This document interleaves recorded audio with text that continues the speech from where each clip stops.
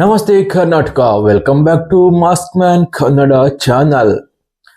WPL ಇದೀಗ ತೆರೆ ಕಂಡಿದೆ.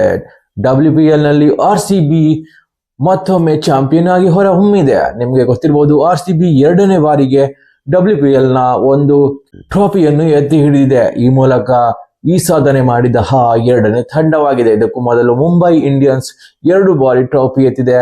ಸೊ ಇದೀಗ ನಮ್ಮ RCB ಪುನಃ ಮತ್ತೊಮ್ಮೆ ಟ್ರೋಫಿಯನ್ನು ಗೆಲ್ಲುವ ಮೂಲಕ ಎರಡನೇ ಬಾರಿಗೆ ಟ್ರೋಫಿ ಎತ್ತುವ ಒಂದು ದಾಖಲೆಯನ್ನು ಮಾಡಿದೆ ಅಂತ ಹೇಳ್ಬಹುದು.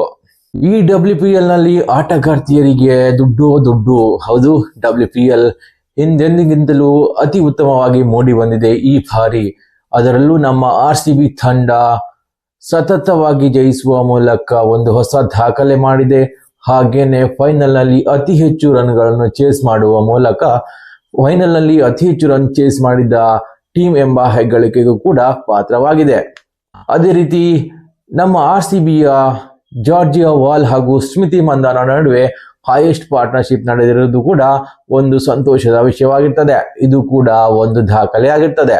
ಹಾಗೇನೆ ನೋಡೋದಾದ್ರೆ WPL ನಲ್ಲಿ ಯಾರ್ಯಾರು ಯಾವ ಅವಾರ್ಡ್ಗಳನ್ನು ತೆಗೆದುಕೊಂಡ್ರು ಹಾಗೂ ಎಷ್ಟೆಷ್ಟು ಮೊತ್ತದ ಅಮೌಂಟ್ ಸಿಕ್ಕಿದೆ ಅಂತ ನೋಡೋದಾದ್ರೆ, WPL ನಲ್ಲಿ ವಿನ್ ಆದಂತಹ RCB ಮಹಿಳಾ ತಂಡಕ್ಕೆ ಏನಿದೆ 6 ಕೋಟಿಯಷ್ಟು ಪ್ರೈಸ್ ಮನಿ ಸಿಕ್ಕಿದೆ. ಹಾಗೇನೆ ಡೆಲ್ಲಿ ಕ್ಯಾಪಿಟಲ್ಸ್ ತಂಡಕ್ಕೆ 3 ಕೋಟಿ ಪ್ರೈಸ್ ಮನಿ ಸಿಕ್ಕಿದೆ. ಇನ್ನು RCBಯ ಲಾರೆನ್ ಬೆಲ್ ಅವರಿಗೆ ಗ್ರೀನ್ ಡಾಟ್ ಬಾಲ್ ಅವಾರ್ಡ್ ಸಿಕ್ಕಿದೆ. ಸೊ ಇದರಲ್ಲಿ ಟೂರ್ನಮೆಂಟ್ ನಲ್ಲಿ ಅತಿ ಹೆಚ್ಚು ಡಾಟ್ ಬಾಲ್ ಗಳನ್ನು ಎಸೆತ ಆಟಗಾರ್ತಿಯಾಗಿ ಲಾರೆನ್ ಬೆಲ್ ಅವರು ಹೊರಹೊಮ್ಮುತ್ತಾರೆ. ಇದಕ್ಕಾಗಿ ಅವರಿಗೆ 5 ಲಕ್ಷದ ಬಹುಮಾನ ಸಿಗ್ತದೆ. ಹಾಗೇನೆ ಆರೆಂಜ್ ಕ್ಯಾಪ್ ವಿನ್ನರ್ ಆದಂತಹ RCBಯ ಕ್ಯಾಪ್ಟನ್ ಸ್ಮೃತಿ ಮಂದಾನ ಅವರಿಗೆ 5 ಲಕ್ಷ ಹಣ ಪ್ರೈಸ್ ಮನಿಯಾಗಿ ಸಿಗ್ತದೆ. ಮೋಸ್ಟ್ ವ್ಯಾಲ್ಯೂಯಬಲ್ ಪ್ಲೇಯರ್ ಆಗಿ ಸೋಫಿ ಡಿವೈನ್ ಆಯ್ಕೆ ಆದ್ರೆ ಪರ್ಪಲ್ ಕ್ಯಾಪ್ ಕೂಡ ಇವರದ್ದೇ ಆಗಿರ್ತದೆ. ಹಾಗೇನೆ ಮ್ಯಾಚ್ IQ ಅವಾರ್ಡ್ ಕೂಡ ಇವರಿಗೆ ಸಿಗ್ತದೆ. ಸೊ ಇದರಿಂದಾಗಿ ಅವರು ತಲಾ 5 ಲಕ್ಷ ಅಂದ್ರೆ ಟೋಟಲ್ ಆಗಿ 15 ಲಕ್ಷ ಸೋಫಿ ಡಿವೈನ್ ಅವರ ಪಾಲಾಗ್ತದೆ.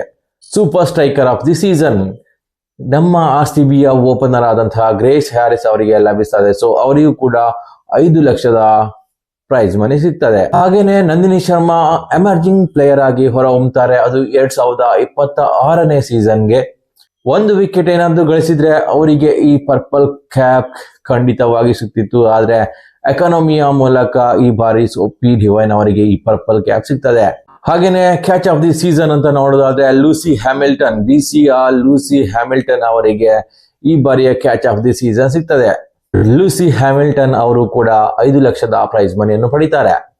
ಇನ್ನು RCBಯ ಸ್ಮೃತಿ ಮಂದಾನ ಫೈನಲ್ ನಲ್ಲಿ ಮ್ಯಾನ್ ಆಫ್ ದಿ ಮ್ಯಾಚ್ ಹೊಂದಿರುವ ಕಾರಣ ಅವರಿಗೆ 2.5 ಲಕ್ಷ ರೂಪಾಯಿಗಳು ಲಭಿಸ್ತದೆ.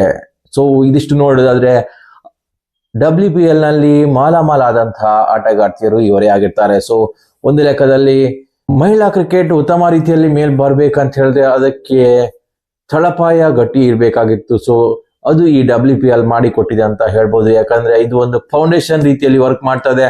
ಮಹಿಳಾ ಕ್ರಿಕೆಟ್ ನಲ್ಲಿ ಹಣದ ಕೊರತೆ ಆಗದಂತೆ ನೋಡಿಕೊಳ್ಳಕ್ಕೆ ಈ WPL ಖಂಡಿತವಾಗಿಯೂ ಕಾರಣವಾಗ್ತದೆ. ಸೊ ಅದರಂತೆ ಮಹಿಳಾ ಕ್ರಿಕೆಟ್ಗಿರ ಸ್ಯಾಲರಿ ನೋಡೋದಾದ್ರೆ ಹಿಂದೆಂದಿಗಿಂತಲೂ ಹೆಚ್ಚಿನ ಸ್ಯಾಲರಿಯನ್ನು ಇವಾಗ ಪಡ್ಕೊಳ್ತಿದೆ. ಸೊ ಅದರಂತೆ ಈ WPL ನಲ್ಲಿ ಕೂಡ ಸೇಲ್ ಆದ ಪ್ಲೇಯರ್ಗಳಿಗೆ ದುಡ್ಡು ಆಗಿರ್ತದೆ. ಸೊ ಒಂದು ಲೈಫ್ ಸೆಟಲ್ ಅಥವಾ ಒಂದು ಲೈಫ್ ಚೇಂಜಿಂಗ್ ಮೂಮೆಂಟ್ ಈ WPL ನಲ್ಲಿ ಸಿಗ್ತದೆ ಅಂತ ಹೇಳ್ಬೋದು.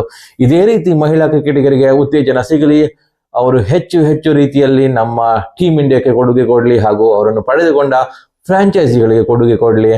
ಒಂದ್ ವೇಳೆ ಈ ಮಾಹಿತಿ ಇಷ್ಟವಾದ್ರೆ ಲೈಕ್ ಮಾಡಿ, ಸಬ್ಸ್ಕ್ರೈಬ್ ಮಾಡಿ. ನಮಸ್ಕಾರ.